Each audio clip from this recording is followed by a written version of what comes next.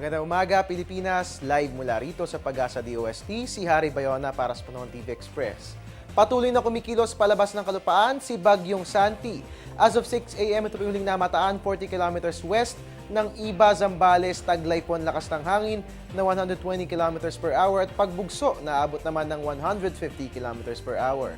Samantala dahil sa masungit na panahon sa Metro and Mega Manila, inilabas ng Pag-asa ang Yellow Rainfall Advisory.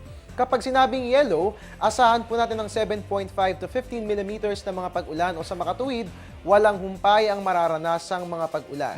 Yan nga po ang partikular na mararanasan sa Metro Manila, Rizal, Laguna, Cavite, Batangas, Northern Quezon, Nueva Ecija, Tarlac, Bulacan, Pampanga, Bataan at Zambales. Inaabisuhan po lahat ng mga kababayan natin sa mga nabanggit na lugar, lalo na po yung mga nakatira sa mababang lugar na mag-ingat dahil sa mga pagbaha at ganoon din po yung mga nasa mountainous areas dahil naman sa mga landslides. Magbabalik po ang Panahon TV Express makalipas ang isang paalala. Teng, ang package. Ma'am, sabi ng Air 21 on the road na. Ano, Teng? Ang package. Ma'am, sabi ng Air 21 na receive na. Okay, very good. Basta padala, sagot ka ng Air 21. May real-time delivery updates via text para worry-free ka. Teng, ang package, napadala mo na? Yes, ma'am, sa Air 21. Sa Air 21, sagot ko, padala mo.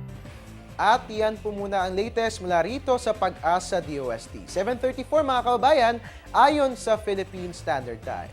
Ang tabayanan po susunod kong ulat panahon mamayang alas 9 ng umaga dito lamang po yan sa Panahon TV Express kung saan walang pinipiling panahon ang pagbibigay impormasyon. At your service po ang inyong weatherman, Harry Bayona. Diyos maray na aga sa Indogabos.